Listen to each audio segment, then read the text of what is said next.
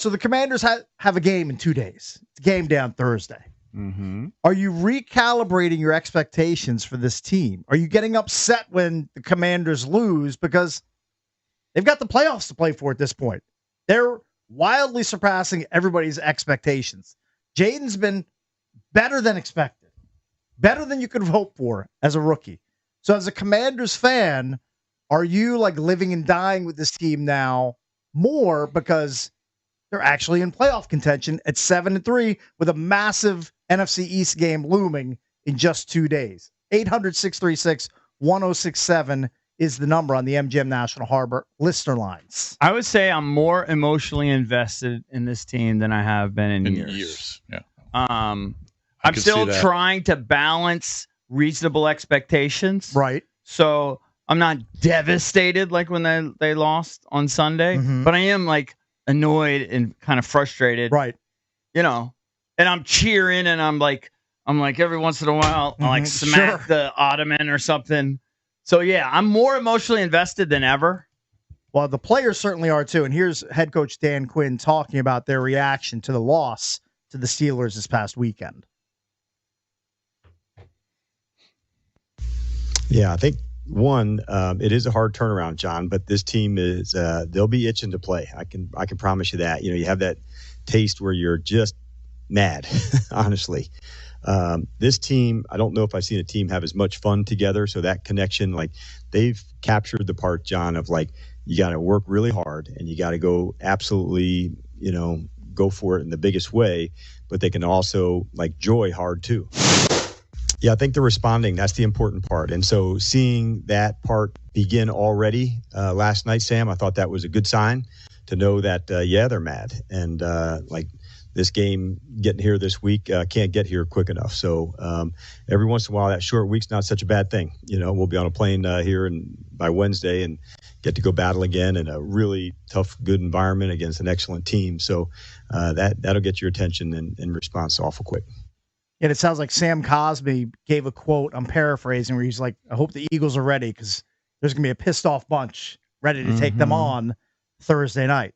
I guess he gave the team a pep talk after the loss to the Steelers, and he's not like the biggest talker on the team. So I guess that meant something to a lot of the players for him to get up and kind of speak from the heart. Dan Quinn has done something in that locker room as far as like building that culture, getting guys to super buy into what he's selling. It's pretty impressive, the turnaround for a guy that we thought was like the second or third choice for some of the people that were making the decision as to who was going to be the next head coach of this team. It's been a brilliant choice. It's been a great hire. But I would think that just talking about fans, you got to be so excited, so pumped up. When's the last time in week 11 you had a huge game against a division rival that meant it's probably the number one game on the board? Right. Maybe that or the Bills or Chiefs. It's top 2 or 3. We've kind of lucked into some like the year when Ron was kind of like backed into the playoffs with like a losing record. Yeah, but everyone knows that this team's much better. I think a lot of it has to do with the draft pick at quarterback and Daniel. So no, most of it. Most of the excitement is around him. Yeah. So and then you've got this great coaching staff. Snyder's out. I would think Commanders fans they got to be jacked and pissed off. Yeah, pissed off they lost to the Steelers because you probably felt like you should have beat them. See, Cake's premised this by saying playoff contention, and I think fans need to think beyond that at this point.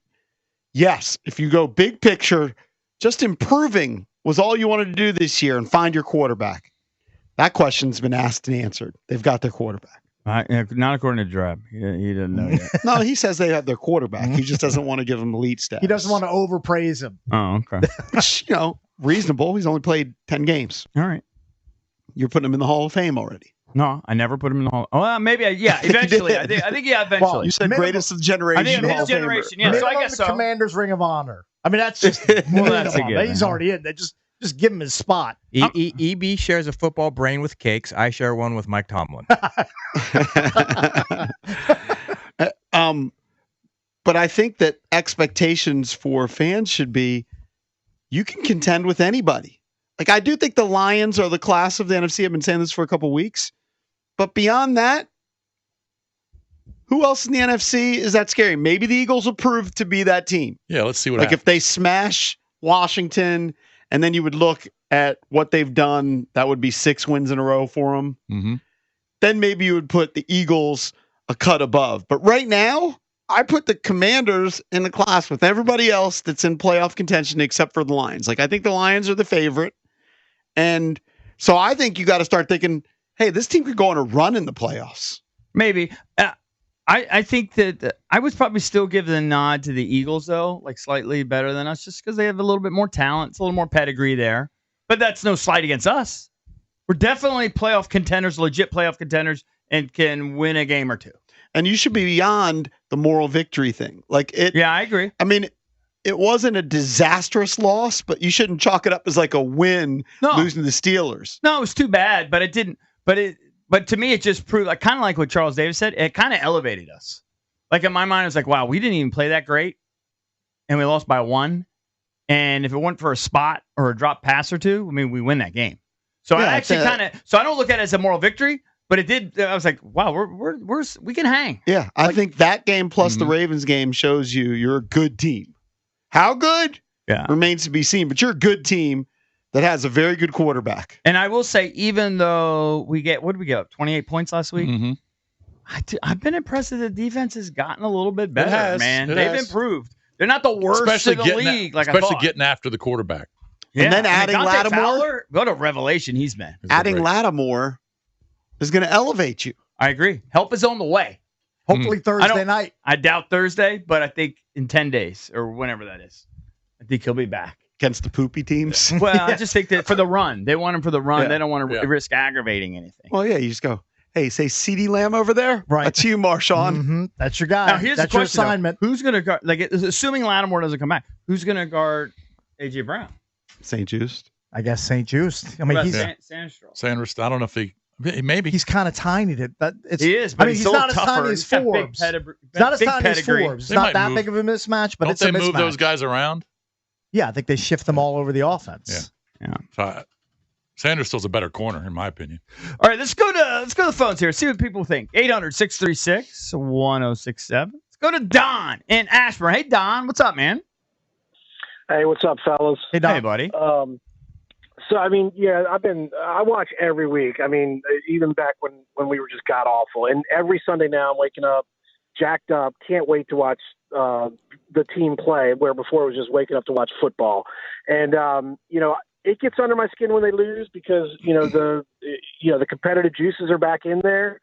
And I feel like, we're on the right path. I feel like we've got things moving in the right direction, but we're also playing with house money. But I think it's just amazing how quickly this has kind of turned around to where I'm like jacked up on Sunday to watch my team versus just a day of football. And that's a lot different than what it used to be with the Snyder era for so many years. And I think a lot of people probably feel the same way. I kind of have watched the games, like intense interest. I mean, I'm a diehard fan, but kind of dead inside for like the last 4 or 5 years. But now I'm like, I'm coming alive again. Yeah. Donnie, where are you watching the Eagle game? Somewhere, I don't know. I might go out somewhere in Ashburn. Maybe go up to B Wings or something. Mm-hmm. Yeah, it's going to be. I mean, Ashburn's where are you going to be? I don't know. Maybe Rubino's. Maybe go over there and watch it, or maybe Open Road. Are you doing an unofficial appearance? I might go to Open Road too. Are you announcing that right now? No, because you're going out for the Thursday night game. Yeah, I'm on vacation starting to Thursday, bro. Oh, I forgot about it. He's got like the super Thanksgiving wraparound. Yeah, so I can actually go. So we're going to out. see you in like December. Yes. Yeah. Yeah. So I can actually go out somewhere and not worry about getting up at 4. Interesting. What? Most calculated guy. Oh, he's so calculated. Well, I've said this many times. I should teach a planning vacation 101 course at college. Vacation consultant. I should. Not even a college. You're thinking too small. Yeah. You go to companies. Oh, right. And you speak to the employees. Save your days. You could make like the Amazon pamphlet or something. Save your days. Like sell it. That's what I love doing. Save them to the holidays. Pamphlet. Let's go to Dan in Woodbridge. I didn't realize that, actually. Dan, what's up? Hey, guys. Thanks for having me on. What's up? Just wanted to say that, watching this team this year and watching that game, losing by 1 to Pittsburgh, I'm not taking a moral victory, but we got a banged-up offensive line. Jaden missed a couple throws. Receivers dropping them all over the place. And here we are, ready to be 7-3 and play the Eagles, and I feel good about it. And it hasn't been years since I felt good about going into a game against the Eagles, so just really excited to see them play. Right. Were you? How exactly did you feel though as the game finished on Sunday? Oh, I was dejected. I mean, we had that game, and I thought it was a first down. I thought they missed that call. I think they call that a first down 9 times out of 10 in the NFL, and for some reason they spotted a yard short. And if they had called it a first down on the field, it would have stood. So that hurt a lot, I felt. Yeah, I think that fans would feel different if Pittsburgh had led the entire game and then Washington scored late to make it 28-27.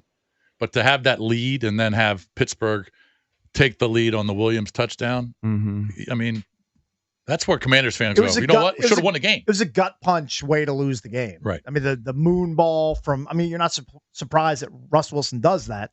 It's kind of his signature move, but he just places it right in the perfect spot for Mike Williams. It was frustrating. Mike Williams made one play the whole game. Correct. And it was the one that broke the Commanders' back. But they spotted it a yard behind because the old Codgers were like 10 yards behind. Of course, that's and the they're reason. way off the side, and they see him go down, and then they're running like the 5 or 6 yards, and they go, he's down there. They were kind of right, though. It wasn't an obvious first down. Don't we have drones? But they were still like a yard off. So those guys were, but once they looked at it upstairs. They were still kind of right. Like it probably wasn't a first down. Who knows? They could upstairs people maybe, but not the on-field people. I'm just saying the essence of what their deal was is that short of a first down, they were probably right. How do we not have a few drones flying around the stadium with all the computers and analytics built in I don't know. to spot the ball exactly where it should be? I don't understand why we're Just not do embracing whatever they technology. do in tennis. They could get a ball going 130 miles an hour. They got like the Cyclops that can see everything. Problem is you still have to judge when the knee goes down.